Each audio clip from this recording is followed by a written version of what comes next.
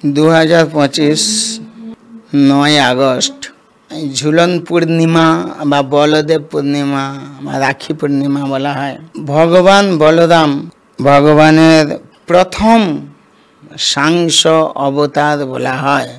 পরমেশ্বর ভগবান হচ্ছেন শ্রীকৃষ্ণ, একেলা ঈশ্বর কৃষ্ণ একজনই। কিন্তু সেই কৃষ্ণ প্রথমেই তার থেকে যাকে প্রকাশ করেছিলেন, যে ভগবানকে, সে হচ্ছে বলদেব। সেই বলদেব বা বলরাম যিনি হচ্ছেন ভগবানের সাংস অবতার, নিজের থেকে প্রথম প্রকাশ। তো বলরামকে বলা হয় ক্রিয়া শক্তি আর কৃষ্ণকে বলা হয় ইচ্ছা শক্তি। কৃষ্ণ ইচ্ছা করলেই সব কিছু করতে পারেন, আর বলরাম কার্যকর ভূমিকা গ্রহণ করে থাকে। সেই জন্য ভগবান বলরামকে বলা হয় ক্রিয়া শক্তি আর কৃষ্ণকে বলা হয় ইচ্ছা শক্তি। যাই হোক, তো বলরাম যেরকম রামচন্দ্র লীলায় তার ভাই রূপে, লক্ষণ রূপে, কৃষ্ণ লীলায় কৃষ্ণের বড় ভাই বলরাম রূপে আবির্ভূত হয়েছিলেন। আপনারা যখন দেখবেন কোনো বিষ্ণুর ছবি, নৃসিংহ বা কিছু বিগ্রহ, পিছনে অনন্তদেব ফণা তুলে রয়েছে। তিনি ভগবানের আসনের মতো, কখনো ভগবানের সিংহাসন, ভগবানের ছত্র, এইরকম রূপ ধারণ করেন। সারা তিনি হচ্ছেন বলরামেরই প্রকাশ, অনন্ত শেষ। তার সেই বলরামের প্রথমে জন্ম কথা বলি, তারপরে তার ক্রিয়াকর্মের কথা বলছেন। তিনি সে কংসের কারাগারে বসুদেব দেবকী যখন ছিলেন, যে দেবকী গর্ভে যে সমস্ত সন্তান 6 জন, তাদেরকে তো কংস মেরে ফেলেছে। তারপরে সপ্তম গর্ভে এই বলরাম এসেছিলেন দেবকী গর্ভে। তখন বলরাম এসেছিলেন কেন না, ভগবান কৃষ্ণ যেখানে আসবেন সেই স্থান পবিত্র করার জন্য আগে বলরাম আসেন। তো সেই জন্য তিনি এসেছিলেন দেবকী গর্ভে। কিন্তু ভগবানের যোগমায়া শক্তি, তিনি কি করেছিলেন, যখন সপ্তম গর্ভে 7 মাস দেবকী গর্ভে আমাদের বলরাম ছিলেন, সেই বলরামকে সেই গর্ভ থেকে স্থানান্তরিত করেন গোকুলে, যেখানে আমাদের রোহিণী মা রয়েছেন, যেখানে বসুদেবের আর একজন পত্নী রোহিণী দেবী রয়েছেন, তাঁর গর্ভে স্থাপন করেছিলেন যোগমায়া দেবী। তো শোনা যায় যে এই বসুদেবের 18 জন স্ত্রী ছিলেন, তার মধ্যে সবচেয়ে বড় রোহিণী দেবী, সবচেয়ে ছোট দেবকী। তো কংসের কারাগারে কংসের যখন দৈববাণী শুনেছিল যে দেবকীর অষ্টম গর্ভের সন্তান তাকে মেরে ফেলবে, তখন তো দেবকীকে মেরেই ফেলছিল আমাদের কংস, কিন্তু বাধা দিয়েছিল সত্যবাদী বসুদেব যে আমার যত সন্তান আছে হবে তোমার হাতে তুলে দিব, দেবকী তো আর তোমাকে মারবে না, তাকে তুমি মারো না। তখন কিন্তু সেই দেবকী আর বসুদেবকে কারাগারে বন্দি রেখেছিল এই কংস। আর সেই পরিস্থিতিতে অন্যান্য স্ত্রীদেরকে বাপের বাড়ি পাঠিয়ে দেওয়া হয়েছিল, যাতে তাদের উপর কংস কোনো উৎপাত করতে না পারে। আর সবচেয়ে বড় রানী যে রোহিণী, তাকে আমাদের নন্দ ভবনে লুকিয়ে দিয়ে এসেছিলেন অক্রূর, তখন লুকিয়ে রেখেছিলেন। আর এখানে নারদমুনি বলে দিয়েছিলেন কংসকে, যে কোনো ছেলে আপনি হিসাবই খুঁজে পাবেন না, যে কে অষ্টম গর্ভ হবে, অষ্টম সপ্তম সব গোলমাল হয়ে যাবে, তখন সত্যিকারে তাদের বলে তাহলে কী হবে, সব ছেলেকে মেরে ফেলতে হবে, যে যা পাওয়া যায়। মানে আসলে সেটা ছিল, অনেকে নারদমুনিকে খল নারদ বলে, যে ছেলেগুলোকে মারতো না কংস, এই নারদমুনি কি মাথা খারাপ করে দিল কংসের, আদৌ সেই জন্য মেরে ফেললো, অতএব খল নারদ, ঠিক নাই। এই নিয়ে লোকে আপনাদের সমাজে ঝগড়া করে না, যাকে বলে ও খল নারদ। আসলে নারদমুনি একজন দিব্য মহাত্মা। তিনি কাউকে মারবার জন্য এরকম কথা বলছেন না। তিনি জানেন যে এর গর্ভে, এই যে আমাদের দেবকীর গর্ভে যারা এসেছে তারা হচ্ছে অভিশপ্ত। তাদের অভিশাপ মুক্ত হতে হলে, মানে তাদের অভিশাপ আছে যে কংসের হাতে মরতে হবে, আর ছোটোবেলায় মেরে ফেললে ওরা ঠিক জায়গায় পৌঁছে যাবে, কিন্তু রেখে দিলে ওখানে কাজ, পৃথিবীতে ওদের কোনো কাজ নেই। তাই অভিশাপ থেকে মুক্ত করাতে হলে তাড়াতাড়ি ওদেরকে ছোটোবেলা থেকে চুপচাপ সরিয়ে দেওয়া ভালো। তো সেটা ছিল তার কথা, সেই জন্য সেটা হয়েছিল। তো যখন সপ্তম 6টা ছেলে মারা যাওয়ার পরে জন্য 7টা এলো, সেও যে সাধারণত আপনাদের নিয়মে 10 মাস 10 দিন নাকি পরে সন্তানের জন্ম হয়, কিন্তু সে 7 মাসের মধ্যেই গর্ভ নষ্ট হয়ে গেছে বলে দেখানো হলো। কেন? দেবকী মা কাঁদতে শুরু করলো যে আমার ছেলে তো মারা গেছে, নষ্ট হয়ে গেছে। এই রকম তখন কংস হো হো করে হাসতে লাগলো, বলছে যা, আর আমাকে নাকি কে আর আমাকে মারবে, আমি সবাইকে মেরে ফেলবো, দেখো গর্ভই নষ্ট হয়ে গেছে, গর্ভপাত হয়ে গেছে বলে। কিন্তু আসলে যোগমায়া বলরামকে সরিয়ে নিয়েছে গোকুলে, রোহিণী গর্ভে স্থাপন করেছেন, আর 7 মাসের গর্ভ আকর্ষণ করে নিয়ে গেছিলেন। সেই জন্য পরবর্তীতে ওই ছেলেটার নাম হবে শঙ্কর্ষণ। যাই হোক, তারপরে আমাদের যে রোহিণী মার অবস্থাটা কি হলো, এদিকে শুধু কংস জানলো যে গর্ভপাত হয়ে গেছে, আর আমাদের দেবকীও জানলো যে আমার সন্তান গর্ভ থেকে নষ্ট হয়ে গেছে, যা শেষ। আর এইদিকে কিন্তু রোহিণীতে যখন স্থাপন করে যোগমায়া, তখন রোহিণী গর্ভবতী হলেন। এইবারে একটা ঘটনা শুনবেন। রোহিণী দেবী তো ভয় পেয়ে গেলেন, কি খুব কিংকর্তব্য বিমূঢ় হয়ে গেলেন, কি ব্যাপার। যশোদা মা জিজ্ঞেস করছে কি হলো দিদি, তোমার মন খারাপ কেন, কি হয়েছে? না তুমি দেখছো আমার কি হয়েছে, আমার কীরকম এইরকম আমার শরীরের অবস্থা হয়েছে, কি করে হলো, লোকে কি বলবে, আপনাদের সমাজে লোকে কি বলবে, তার স্বামী থাকে কারাগারে, আর এখানে ও কি করে সন্তানের মা হতে চলেছে। সেই চিন্তা নিয়ে খুব উদ্বেলিত হয়ে গিয়েছিল যে কী করে কি হলো, কিছুই তো বুঝলাম না, এরকম হচ্ছে কেন, এখানে কি হলো।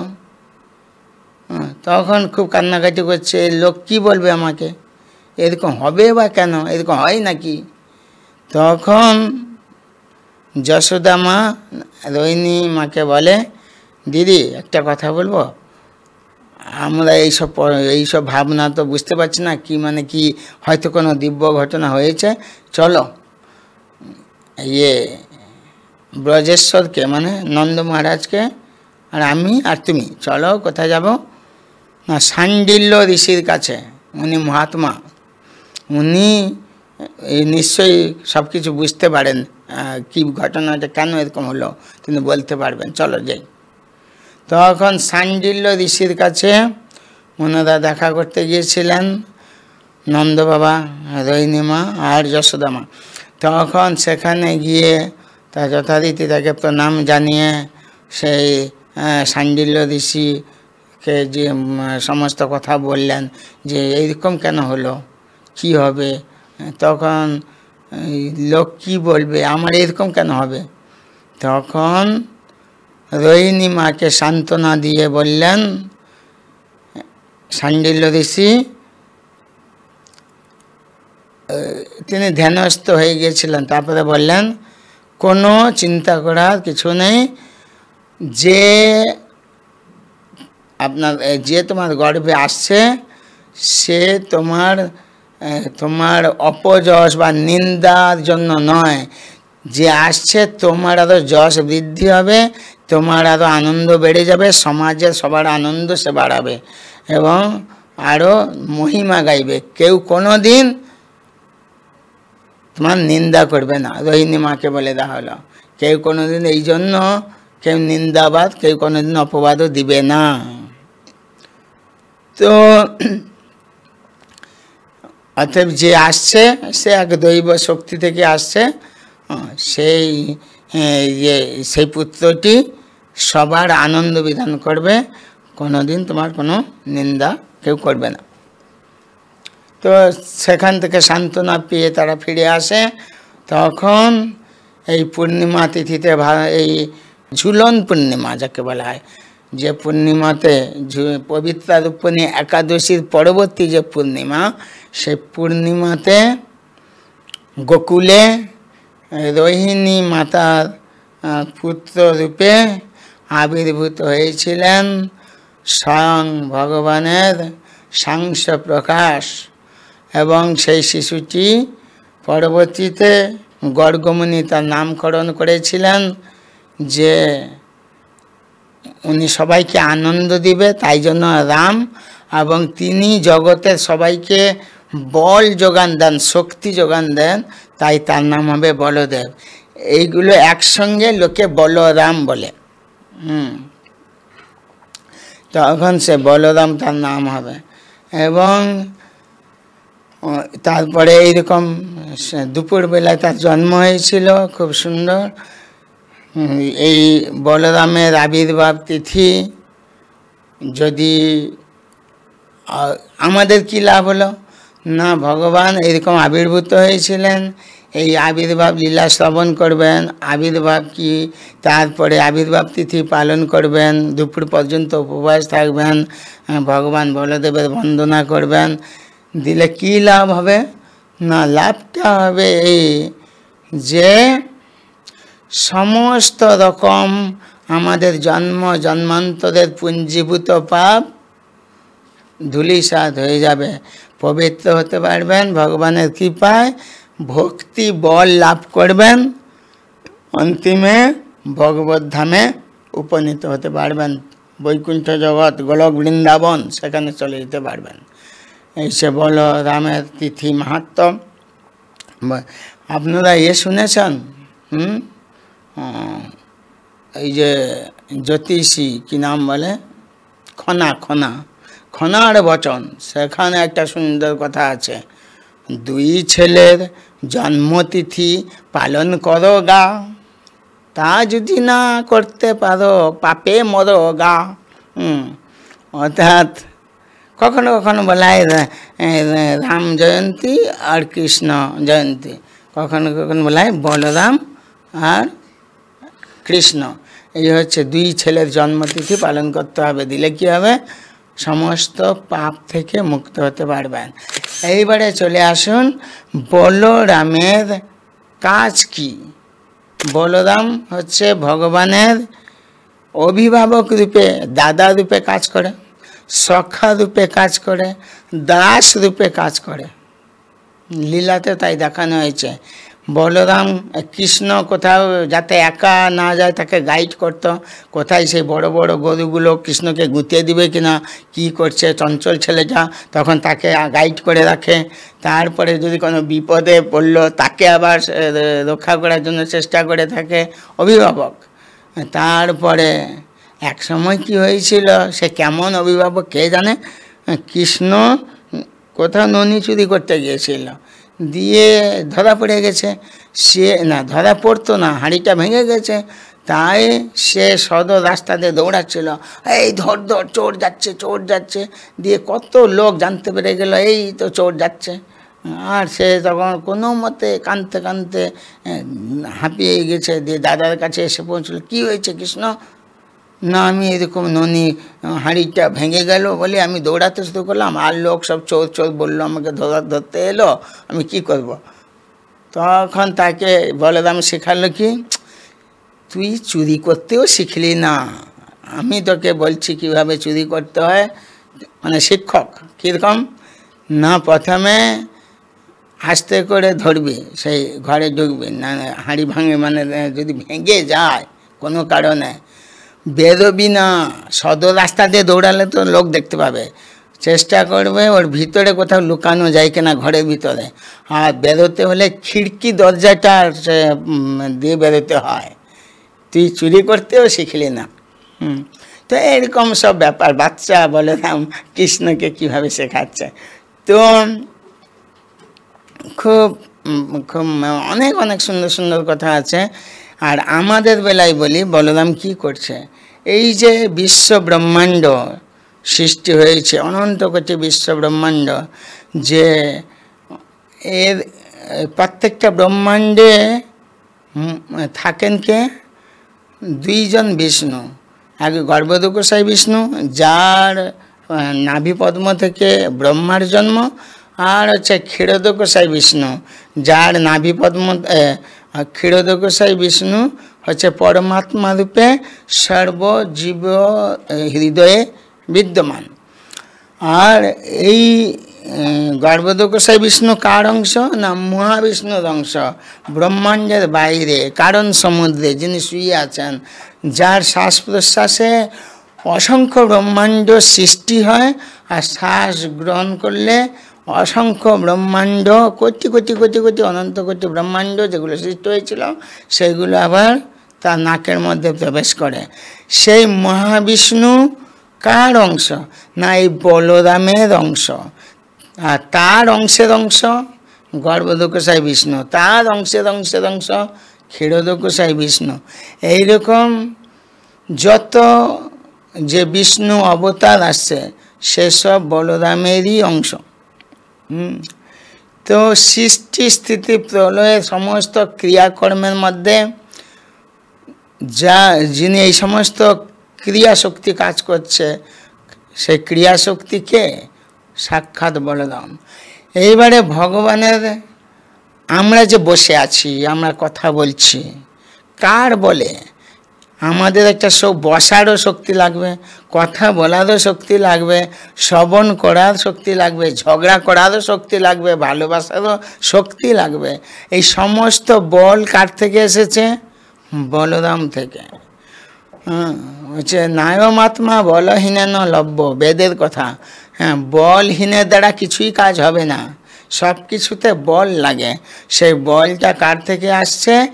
ভগবান বলরামের থেকে। তারপরে বলা হলো কি না, এই যে আমরা ভক্তি করছি, ভক্তি বলতে ভগবানের কাছে আমরা যে হরিনাম করছি, হ্যাঁ, কে সবসময় হরিনাম করে? অনন্ত দেব সবসময় ভগবানের কথা, ভগবানের নাম গুণ মহিমা নিয়ে রয়েছেন, কীর্তন করছেন, এখনও করছেন। তিনি সেই পাতাল লোকের নিচে তিনি রয়েছেন। তো সেই সবসময় এই যে হরিনাম করার শক্তিটা যে যার কাছ থেকে, সে বলরাম থেকে। এইবারে ভক্তি যোগের বিভিন্ন ভগবানের সেবা, আমাদের জীবের স্বরূপ হচ্ছে কৃষ্ণের নিত্যদাস। ভগবানের সেবা করাই আমাদের স্বরূপগত বৈশিষ্ট্য। কেউ তো আপনারা হয়, কেউ যদি কেউ ঠাকুর সেবা না করে সে কুকুর সেবা নিয়ে থাকতে হবে, সেবা তো সেবা করতে হবে, হয় ডগ সেবা নয় গড সেবা, যেটা একটা তো করতেই হবে। আর চুপচাপকে বসে থাকে না, কান তো খোলা আছে, হয় ভালো কথা কৃষ্ণ কথা শুনবেন, নয় মায়ের কথা শুনবেন। মুখ তো বড় একটা খোলা আছে, হয় কৃষ্ণ কথা বলবেন, নয় অন্যান্য মায়া কথা বলবেন। কিন্তু এই কৃষ্ণ কথার প্রতিনিধিত্ব করছে বলরামের যে ভক্তি বল, যখন আমাদের মধ্যে আসে তখন আমরা কৃষ্ণ সেবা, কৃষ্ণ কথা নিয়ে থাকি। সেই কৃষ্ণ সেবার যত উপকরণ, ভগবানের আসন, ভগবানের বিছানা, ভগবানের সাজ পোশাক, ভগবানের জন্য যে মৃদঙ্গ বাজানো, খোল করতাল হারমোনিয়াম ইত্যাদি যত রকমের সরঞ্জাম, আসবাবপত্র, সমস্ত কিছু গ্রন্থ, যাবতীয় কিছু ভগবানের সেবা উপকরণ, ভগবানের প্রীতিবিধানের উপকরণ সবই বলরামেরই প্রকাশ। এবং সে বলরামেরই প্রকাশ যে ক্ষীরোদকোষাই বিষ্ণু, যিনি ক্ষীরসাগরে রয়েছেন এই চাতুর্মাস্যকালে, তিনি এখন শয়নে আছেন, সেই ক্ষীরোদকোষাই বিষ্ণু প্রত্যেকটা জীবের হৃদয়ে পরমাত্মা রূপে রয়েছে। পরমাত্মা বিনা জীবাত্মা অস্তিত্বই আমরা কল্পনা করতে পারবো না। পরমাত্মাই জীবাত্মাকে পরিচালনা করছেন, না হলে জীবাত্মা শুধু চুপচাপ বিন্দু পড়ে থাকবে, কিছু করতে পারবে না। তো সেই জন্য বলা হয় যে বলরামের বল ছাড়া, কৃপা ছাড়া আমরা কিছু করতে পারি না। বলরামের রূপ কীরকম না, কৃষ্ণর যখন বসন হচ্ছে হলুদ বসন, বলরামের হচ্ছে নীল বসন।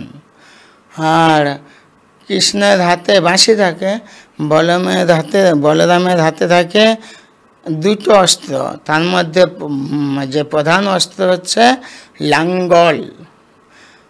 আপনি আমাদের জীবিকা, জীবন, আপনি চাকরি করুন আর যাই করুন, যত বড় বড় কথা বলুন না কেন, যদি খাদ্য উৎপাদন না হয় আপনারা টাকা ভেজে খাবেন। সেই জন্য ওই যে খাদ্য উৎপাদনের জন্য যে মাটিকে কর্ষণ করতে হবে লাঙ্গল দিয়ে, সেই মনে করবে না না লাঙ্গল লাগবে না, মানে ট্রাক্টর। আরে বাবা, সেই ট্রাক্টরও, এই ট্রাক্টর বানানোর যে বুদ্ধি বলটা, সেটাও ভগবানের কাছ থেকে আসা। বলরামের কৃপা বিনা কিছু হবে না। সেই বল প্রয়োগ করে এইরকম তারপরে জমি কর্ষণ করে খাদ্য উৎপাদন ইত্যাদি হয়ে থাকে। এইবারে বলরামের কৃপা বিনা আমরা বাঁচবই না। কারণ সেই জন্য বলা হয়েছে বলরামের যে হল বা লাঙ্গলটা, ওই লাঙ্গল দিয়ে তিনি যুদ্ধ করেছিলেন। লাঙ্গল দিয়ে কেউ যুদ্ধ করে না, কিন্তু বলরামের লাঙ্গল সাধারণ নয়, ওই যুদ্ধ হচ্ছে অমোঘ অস্ত্র। সে বহু দূর থেকে দুনিয়ার লোককে টেনে এনে একেবারে ধূলিসাৎ করে দিতে পারে। তো অনেক ঘটনা রয়েছে। একবার সে দুর্যোধন ওই কৃষ্ণের নাতি, কৃষ্ণের পুত্র শাম্ব, সে দুর্যোধনের মেয়ে লক্ষণাকে ভালোবাসত।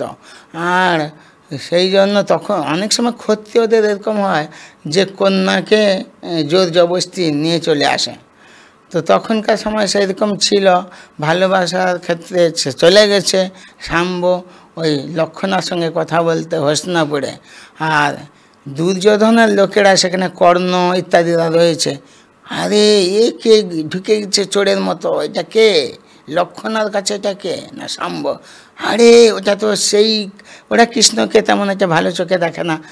তখন রেগে গিয়ে তাকে চোর টোর বলে তাকে একবারে বন্দি করে রেখেছে। আর সে কত কিছু হয়ে গেল।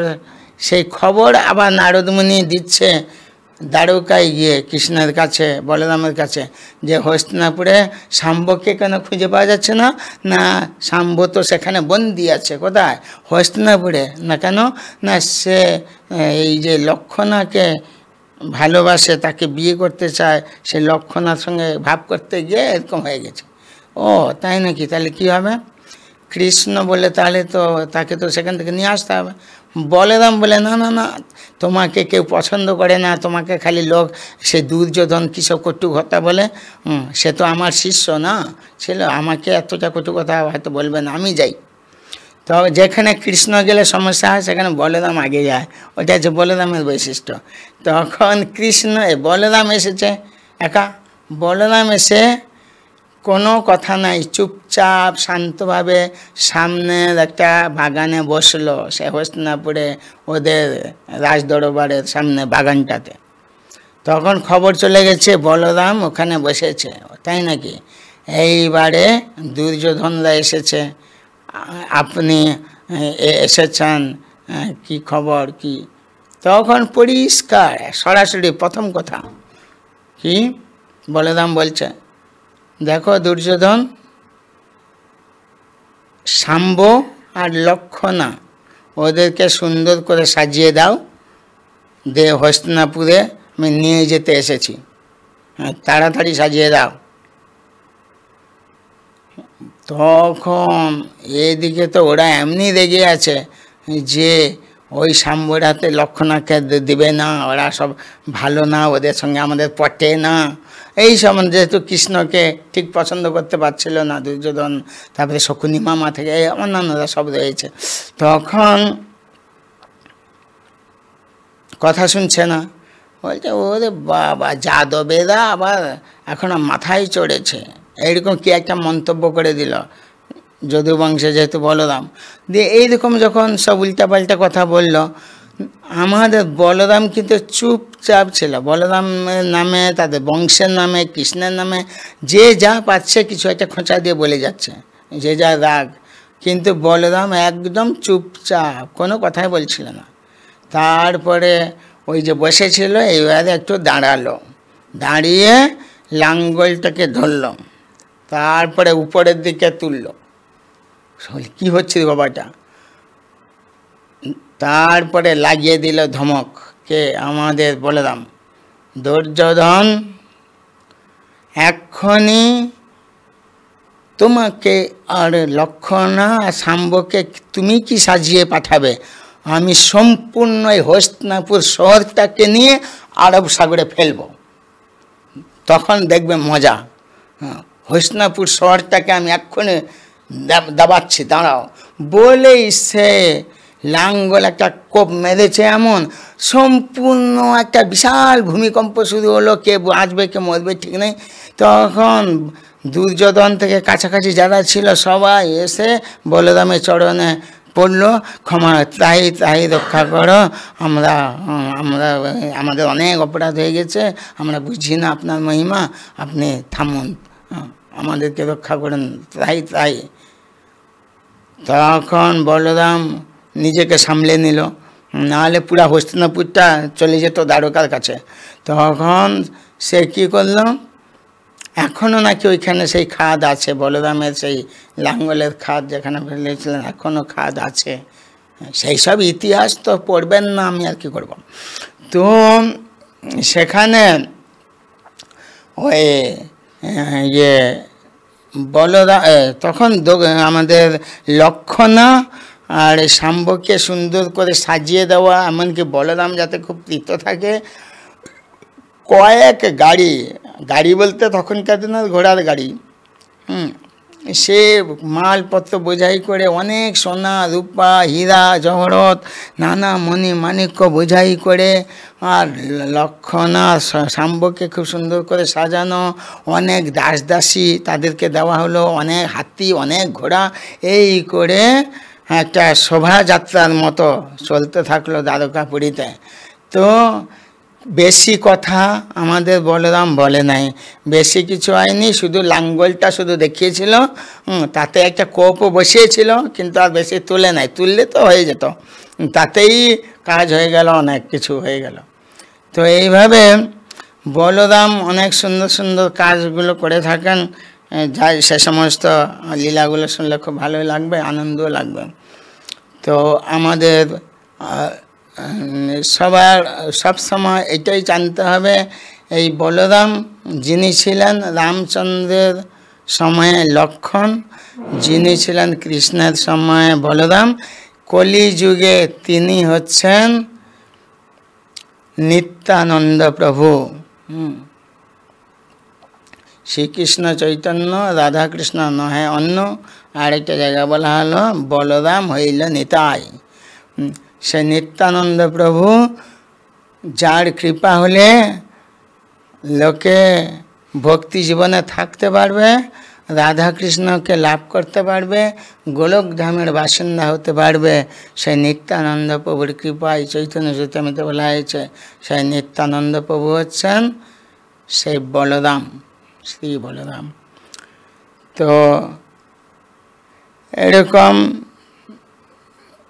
একসময় বলরামের কথাবার্তাগুলো খুব সরল এবং বেশি কিছু বলেন না, এবং বিভিন্ন কাজে অনেকে কৃষ্ণের নামে নিন্দা করে থাকে, কিন্তু বলরামের নামে নিন্দা করবে এরকম কারো সাহসও নেই। কারণ বলরাম সেই রকমভাবে যাই করুক না কেন, বলরাম এমন এমন অদ্ভুত কাণ্ড করেছেন যেখানে লোকে নিন্দা করার কথা, কিন্তু কারো সাহস নাই এই জগতে তার নামে নিন্দা করে। কারণ কোন সময় যে সেই লাঙ্গলের ফাল কোথায় ঢুকবে তার ঠিক নেই, সেই জন্য চুপচাপ সব থাকে। তো বলরামের, সেই জন্য বলরামের কাছে আমাদের সবসময় প্রার্থনা করা হচ্ছে তিনি যেন আমাদের ভক্তি বল দান করেন, যাতে আমরা আমাদের সচ্চিত আনন্দময় স্থিতি লাভ করতে পারি। আমরা যেন ভগবানের সেবা, ভগবানের ভক্তি, ভগবানের নাম, ভগবানের কথা আলোচনা এই সমস্ত নিয়ে যেন থাকতে পারি, এবং তার কৃপা আশীর্বাদে সবাই যেন আনন্দময় থাকে। তো এইভাবে আমরা বলদেবের কাছে প্রার্থনা নিবেদন করি।